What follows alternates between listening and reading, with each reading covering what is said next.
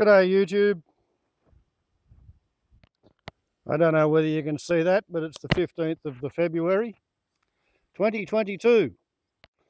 The day before a lot of people are prognosticating and predicting, prophesying a full-fledged military attack by the country of Russia against the country of Ukraine. Now, I'm not actually qualified to pass opinion on grand military strategy because I'm just a casual observer. But it occurs to me. So you see, if you have a look back over time, you'll find that there's this concept, an idea, a meme of General Winter. General Winter was on the side of the Russian Tsar and turned Napoleon Bonaparte's life to shit back at the start of the 19th century. Napoleon, little short bastard he was, had a brilliant idea that small men are frightened of big men, so he conscripted all of the tall French testicles in France, and he took 100,000 pairs of tall French testicles to Russia, and he came home with less than 10,000 pairs of tall French testicles. The height of the average Frenchman dropped by like half a foot. They're a nation of runts to this day as a result of Napoleon's hypothesis that an army of big men could beat the living shit out of Russia. So anyway, what beat him was General Winter. General Winter and the fact that he ran out of fodder for his horses. So his entire logistic supply train failed behind him, and then he had to walk home during the winter. Napoleon had conducted a summer offensive. Now, for a summer offensive over there, June, July, August, you've got to start your bloody offensive in May or June so you can do all your campaigning in June, July, August. Otherwise, you can run out of supply lines and get compromised, ambushed by the onset of winter, like what happened to Napoleon. There was another little corporal who decided to take on Russia, Adolf of the Hitler tribe. He got sidetracked in Crete and Greece and Yugoslavia, so he couldn't actually attack Russia in May when he wanted to, and he didn't actually launch Operation Barbarossa till the 22nd of June, and therefore he didn't get to any of his actual objectives because General Winter kicked in. There were people who said the Germans should have understood that winter was going to show up, but the Germans thought that their war of movement, what the British called blitzkrieg, was going to carry them through, and that if they could just capture Moscow, then game over, they'd won. So General Winter has always been on the side of the Russians. Okay, that's kind of part one of the story. 98, 99, 100 change hands. Part two of the story is this Vladimir Vlladimirovitch Putin. Now, he was born in the early 50s, in the last gasp of Stalinism. It wasn't really until Khrushchev dropped a bucket of hot shit all over the memory of Stalin that the Russians began to realise that Stalin wasn't, not a totally great bloke. Yes, he was in charge of the USSR at the time that the Germans attacked, and yes, he led the country during the war, and yes, Russia won the war against fascism. 20 million Russians died in the war against fascism, but Russia won. Russia won with help from the American Lend-Lease idea, where basically America ran its factories flat out full chat, supplying armaments and war material to anybody all over the world as long as they were fighting against Germany or Japan, on the understanding that at the end of the war, all of that stuff was to be disposed of. If it was too expensive to ship it back to America, then destroy it. If you go off the Barrier Reef out beyond the limits of Brisbane and Townsville, You can find entire squadrons of Corsairs and Avengers and Wildcats that have been dumped in the sea because, World War II was over. But yeah, with help from America and Britain, Russia won World War II. In terms of how much blood was spilt, how much land was reconquered, who did what, who did the fighting? The Russians. Who provided, the endless warm bodies to get up there and continue advancing into overwhelming gunfire? It was the Russians. So this is what Vladimir Vladimirovitch Putin has grown up with. He fully believed in the Soviet system. He was a member of the Komsomolskaya and he joined the KGB. When the USSR imploded and fell on its ass because it attempted to compete with the excited status of Norte armed Americano under the Reagan regime, which said they were building Star Wars, the Strategic Defense Initiative, which is another little segue all of its own, but basically two science fiction writers, Jerry Pournelle and Larry Niven. They told Ronald Reagan, the B-grade movie actor, don't you go listening to all those generals under Cheyenne Mountain who just tracked the Soviet missiles coming over the North Pole at us. Don't you believe them that the only option is to launch all our missiles before their missiles arrive, because we've got this total lunatic called Edward Teller who invented the hydrogen bomb. And he says you can put an X-ray laser in space with a hydrogen bomb at its heart, and as the enemy missiles take off, you can target their infrared signature, and while they're in boost phase, you can point your lasers at all of the various missiles all over the sky below you, and then you can set off the hydrogen bomb, and before it blows the station apart, the satellite laser Star Wars station, your hydrogen bomb will power these lasers, and it will, with pinpoint accuracy, blow up all of those warheads while they're still over the enemy country. And Ronald Reagan, who was dementing at the time, he believed it. And America spent a lot of money on these lunatic fantasies. And the Soviet Union thought, well, shit, they're building all of this stuff. It must be real. How can we compete? And the only way they could compete was to saturate whatever defense the US came up with. So they just kept building more and more and more missiles, more and more and more atom bombs. 35% of their GDP was going to defence in what was ostensibly peacetime. And yeah, the peasants revolted. Just as they defenestrated the Tsar, they defenestrated the Communist Party. That's a frog word. French word means throw the bastards out the window. Defenestrate. La fenestra means a window. Defenestrate, throw out the window. Appropriate to defenestrate the Tsar because the Russian royal court spoke French. We change hands again. So there we see Vladimir Vladimirovitch Putin, the colonel of the KGB, in charge of intelligence and counterintelligence over half of Poland.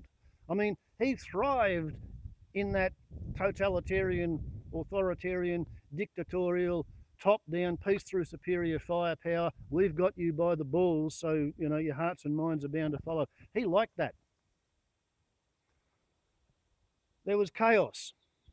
Out of the chaos came the oligarchical criminals, and there was a lot of crime in Russia. And then out of that, along comes Vladimir, and he imposed law and order.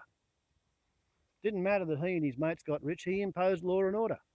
And there's a lot of people who still like him because of the law and the order that he imposed upon Russia. Time has moved on. He's squashed a couple of rebellions, but basically he's facing riots in his cities from unemployment. There are lots of disaffected people who really wish that the opposition leader was running the country. Global warming's coming and Russian economy is totally fossil fuel dependent. It's fairly popular among dictators and among elected democratic governments that when the economy turns to shit and you've got no answers, you find a foreign enemy and you blame all of the woes of your people on the foreign enemy. The enemy, the enemy, the any Me, A-N-Y-M-E, the enemy, the people who are just like us. It's all their fault. You declare, if you have to, that a state of war exists. W-triple-A-W-G-H, bracket, exclamation mark, close bracket. A state of war! Because war is the vocalization made by every species of primate. Anytime an individual primate is either sufficiently hungry, sufficiently angry, or sufficiently frightened as to be prepared to kill a member of their own species in order to feel better about themselves. So, how can Vladimir Vlladimirovitch Putin convince his doubting population that he is the best option to continue to lead Russia? He can deliver them unto salvation from a military threat. And in Russia, yeah, every time Georg Sprave in Germany picks up a new slingshot or a crossbow, half the Muscovites get out there and start, cleaning the dirt out of the bloody anti-tank defences in case the Germans are coming again. Because 20 million casualties. You know how many people Australia lost in the Second World War? 26,500. Count the POWs, 28,000. 20 million dead in Russia. Yeah, the Russians are totally fucking paranoid about the idea that the Europeans are coming. The Anglo-Saxons are coming. The Germans are coming. They really like the idea of having satellite states as a buffer between them and the German border. And they really, really wanted the idea that Ukraine would stay within their orbit, because Ukraine was their breadbasket. Ukraine was the Soviet breadbasket a long time, or the Russian breadbasket, a long time before Lenin massacred a whole bunch of people called kulaks, who were sort of gentlemen farmers. I don't know quite where it comes compared to the Nazi Holocaust. I don't know whether it was less dead kulaks than there were dead Jews, or more dead kulaks than there were dead Indians, when Churchill decided he was taking away all of the boats that took the rice from the west coast of India around to feed the people in Bengal. Churchill needed the boats. Submarines were sinking the British boats, so Churchill took the boats away. Variously between 4 and 8 million Indians starved. How many kulaks did Lenin kill while stealing all of their seed grain so that he could feed his workers' revolution in the 1920s? I don't keep all of those figures in my head, but I know there's an awful lot of really good reasons why the people who live in Ukraine don't want to be under Russia's thumb. They remember the ancestral stories of how miserable their grandparents and great-grandparents were under the Russians. There were Ukrainians who fought for Hitler against the Soviets. There is strong feeling between those two countries. So, Putin decides that as a way of massaging popular opinion among his own population, what he needs to do is have a military victory. He doesn't want to actually fight a war. He just wants to call up all of his reserves. He wants to conduct massive training exercises on the 3 borders of the Ukraine that he can get to. And he hopes that the Ukrainians will be cowed by his display of bellicosity and belligerence. And he figures that when the Ukrainians realise that they can't possibly stand up against the might of the Russian army, they will promise not to try to join the North Atlantic Treaty Organisation. And that's what the Ukrainians are doing that's pissing off Vladimir. And the Ukrainians, as far as they're concerned, well, it's a democracy. They're allowed to vote for whatever they want to vote, and they don't believe that the government of the neighbouring country has any right to tell them what they're not allowed to vote for. So How many months is it now that Vladimir's been deploying troops to the Ukrainian borders, making sure that his mobile field hospitals are properly stocked up with blood and plasma, making sure that all of the people in his artillery regiments have got all of the right kinds of ammunition to actually go to war if they have to go to war, getting all of his most modern tanks and putting them up the front, and the slightly less modern tanks behind them and the really old shit behind that.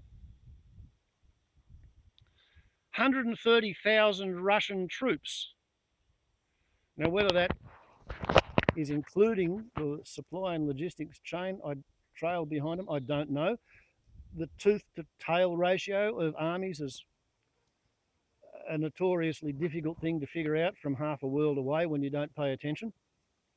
I don't know whether those are 130,000 actual combat fighting troops, or whether it's going to be something like 30,000 actual fighting combat troops with 100,000 people with backpacks carrying them field rations and bullets. And here we come to the point of what I want to say. General Winter has turned its back, his back, her back on Russia. Instead of helping Russia with this current military adventure, General Winter has been quite feeble. The average winter temperature in the Ukraine this year was 4 degrees Celsius above the long-term average. And what that means is that spring is coming early.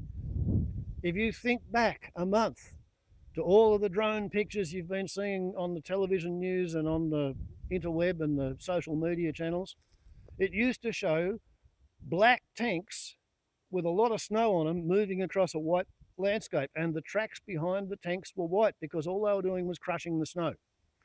For the past 2 weeks, all of the aerial footage, all of the ground footage, what it's shown on the ground is mud.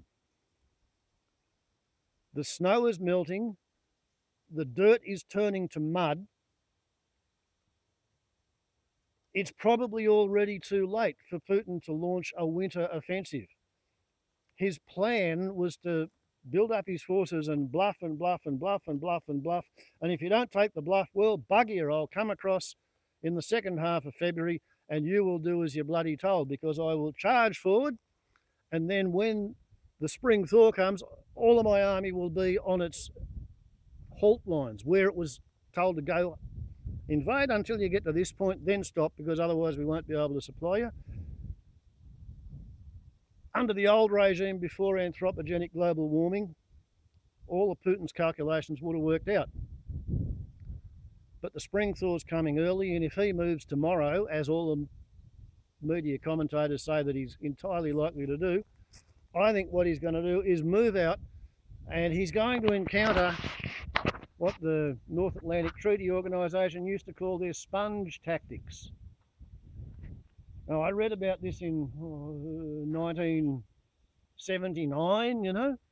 The theory was they just developed anti-tank missiles that were wire-guided. So you could actually hit the tanks at a fairly reasonable range, a kilometre or so out. And instead of attempting to actually stop the advancing Soviet tanks with a wall of tanks of their own, the Allied tactics, or the NATO tactics, envisaged having small teams of anti-tank operators with their TOW missiles, wire-guided. And they'd have them in vantage points where they had a good view, high points. And all of these people were trained to be able to identify the commanding officer's tank, not just because of the number of radio aerials it had or the pennants on the aerials, but by its behaviour. And because of the way the entire Russian military was trained, where, because Stalin was afraid of possible threats to his authority, anybody who had initiative was downplayed and not promoted, and it was only the most loyal individuals who were promoted, the people who had no initiative. The naffies, the no ambition, fuck all intelligence mob, they were the ones who got promoted because they were loyal and dependable, and you could be sure they weren't going to try and stab you in the back in the middle of the night. In an army like that, once you take out the commanding officer, that's it. They just mill around kind of aimlessly. And that was always NATO's plan. And since 19 78, 79, when I first read about these tactics, anti-tank rockets have got a lot better. I understand the ones the British have got, and they just sent 5,000 or 8,000 of the bloody things, air freighted them to the Ukrainians, and they've now spent 3 weeks teaching them how to use them. They're big and they're heavy, like they weigh 26 kilograms. Maybe it's 26 pounds. 26 pounds. They're big, you know, they stick out both sides of your backpack, but you take them out and you unfold a few bits and bobs and you switch them on and you put the red dot on the tank, and the missile decides it's a tank, it's not a helicopter, and then you fire it and the missile homes in, guided by the tank's infrared signature, and if it's got a fossil fueled engine, it's hot, a lot hotter than the snow. And because tanks have got wonderful composite metallic armour, and they've also got reactive explosive armour on the outside of the composite metallic armour, and all of that stuff is designed to stop threats from the front or the sides, these new winged missiles, they fly over the tank, and as they're going past the top of the tank, that's when they detonate, and they direct their force downwards onto the roof of the turret, the top of the engine, the places where the armour is the thinnest. Designed by Saab, I don't know whether they were made in Sweden or whether they were made under licence in Britain, but yeah, 5,000 or 8,000 of those they sent over. The Yanks have been sending their version, which of course it's American, it's bigger and heavier and better and has extra features. The Russian tanks, they're Soviet era stuff. Like, I'm pretty sure the Russians haven't developed an entirely new tank in the last 30 years. What they've done is they've upgraded the old ones, but you're still looking at 1970s, 1980s vintage shit up against the latest, greatest that the military industrial complex of the Western nations can come up with. And okay, the Russian army's had a couple of insurgencies and it beat the shit out of Crimea. How many wars have the Western powers had in order to save the world from whatever threat they thought they were taking on, but in actual fact to use up all of the stuff that their military factory or their armament factories had sold to the military so that they could reorder new stuff on the basis of what battlefield testing had told them the old stuff wasn't any good for. I think Vladimir Vladimirovitch Putin has a choice. He can either back down and lose face and basically become a lame duck trying to cling to power for no possible known reason as global warming continues to wipe out his economy, because the ever-increasing frequency and ever-increasing intensity of record-breaking extreme weather events is not going to stop. It's not going to stop until at least 25 years after we burn the last fossil carbon fuel, the last LP gas, the last coal, the last oil. 25 years after that, 95% of the effects of global warming will be over, apart from the long-term effects of the methane pulse that we have generated by burning fossil fuels, which has warmed the planet enough to have started melting the methane clathrates under the ocean and melting the permafrost, which vents methane. As frozen organic material in the permafrost suddenly starts to decompose and vent gases all at once. So yeah, it's actually a highly optimistic long shot to say that 25 years after we stop burning fossil fuels, that's when global warming will stop. And in the meantime, it's just going to continue on an increasing trajectory and then finally start to peter out after we stop burning fossil fuel. So the idea that the Russian economy is going to be in any position to dominate anything, it's bullshit. It's like the idea that China's going to be in any position to spread its influence here, there, and everywhere. No, they're not a threat, because they're going to be flat out trying to feed themselves back at home, because all of their marvellous new dams and power stations are all built on tofu direct technology, which is that somewhere in the system there is a corrupt contractor who has put 15 times more sand than he should have put in the concrete and not nearly enough cement. So when the whole structure is subjected to maybe 20% more stress than it was designed for, there's always going to be weak spots all the way through it. So the rains this year have flooded a hell of a lot of China. Flooded a hell of a lot of New South Wales, Western Australia. They're having bushfires.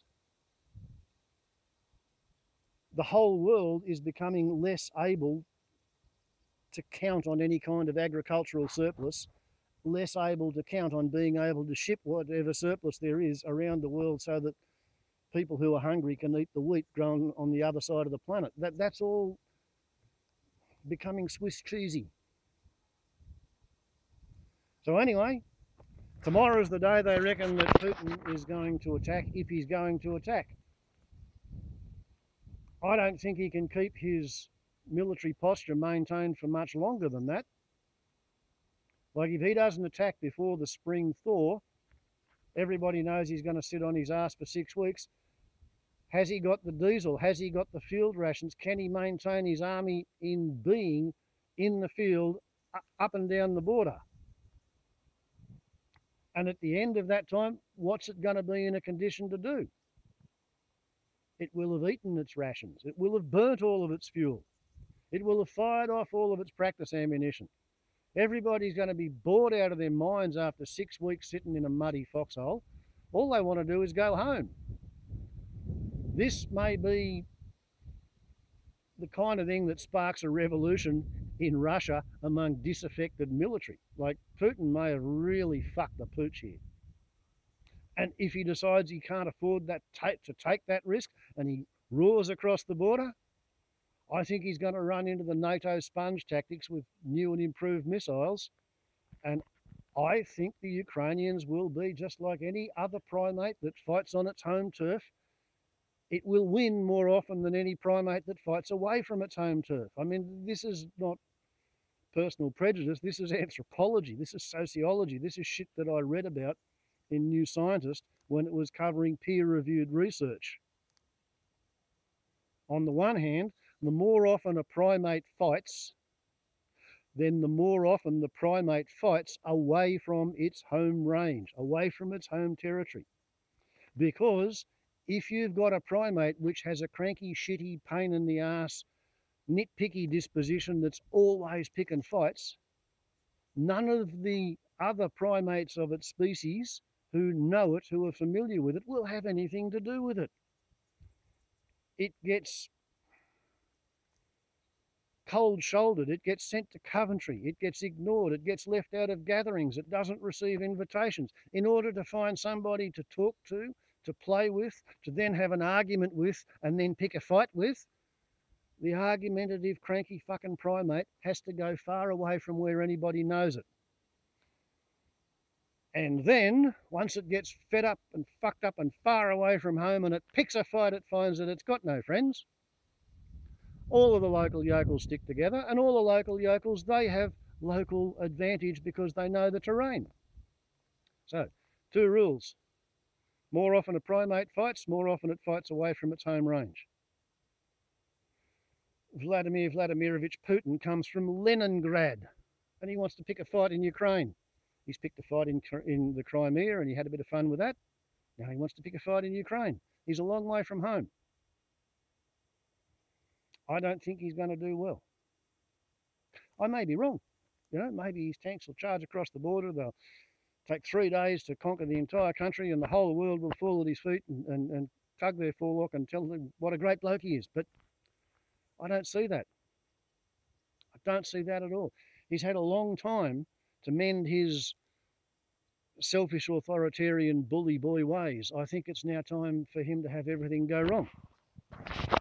I mean, growing up in Leningrad was tough. I'm sure it was. Leningrad had a shitty World War II, and he was born in, what, 1951, 52? Yeah, I'm sure it was tough. But Vladimir Putin had nothing like the shitty childhood that Joseph Stalin had back in the days when his name was Joseph Jugashvili, with a devout, pious Russian Orthodox mother and a drunken cobbler for a father who beat little Joseph Jugashvili so often and so hard that at 13 he broke his left elbow to the point where bones were sticking out through the skin. No, sorry, at 11 he broke his elbow.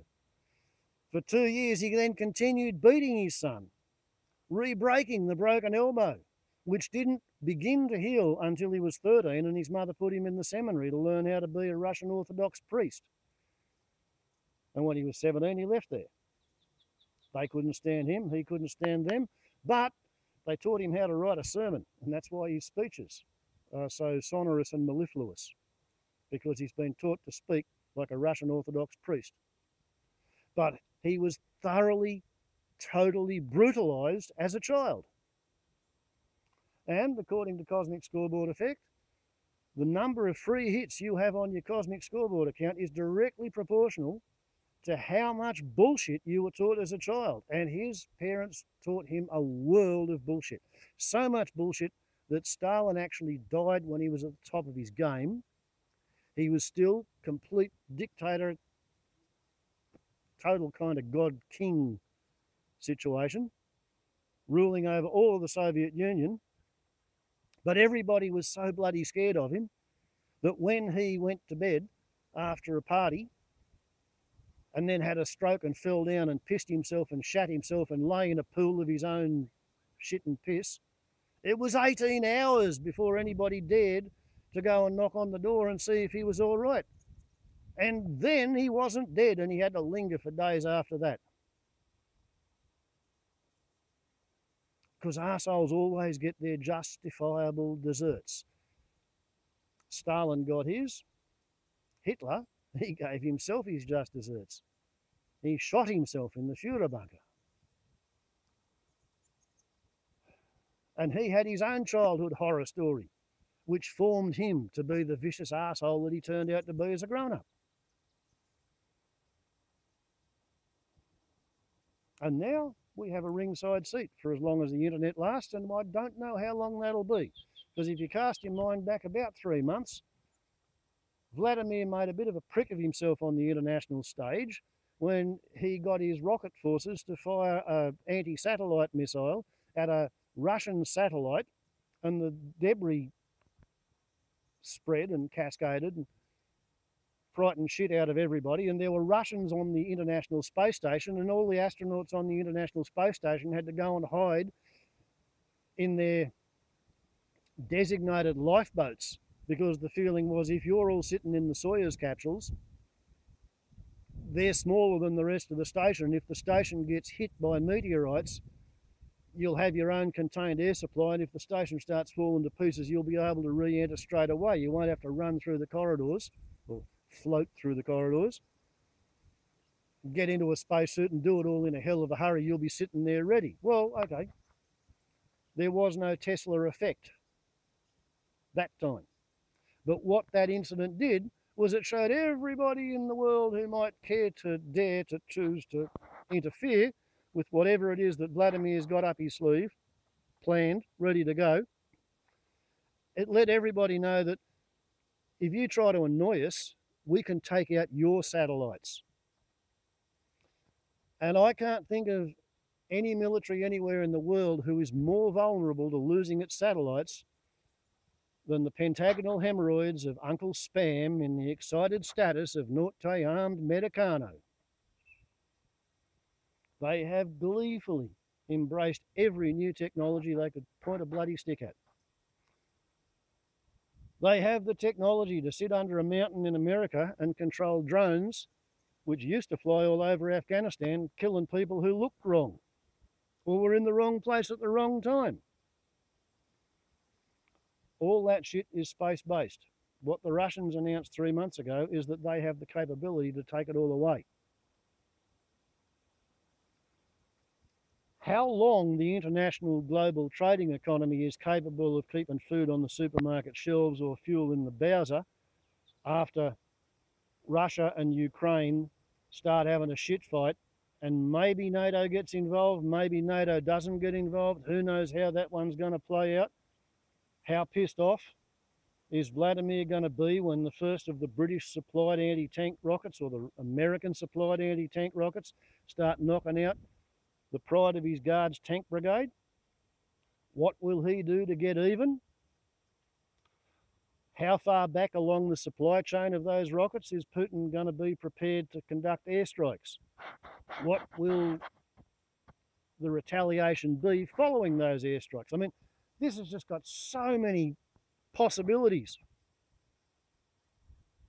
It's difficult to predict, but what I'm saying is that general winter has changed sides and global warming is not on Putin's team. It's playing against him. And I think he's going to find himself exactly in the same position that Hitler was in when he waited until the 22nd of June to launch Barbarossa after the spring thaw had hardened. What Putin should have done was roll across the border a month ago when nobody was ready to try and stop him. Running around rattling sabres and beating his chest and waving flags and blowing bugles for a month, all it's done is give him a much, much, much more difficult objective if he wants to actually take it on with brute military force, basically trying to rerun Operation Bag Ration from 1944. Anyway, that's what it looks like to me. Speaking as the fool on the hill, as I am. Warbles on a lot to YouTube. Have a nice day and keep an ear peeled. Ciao.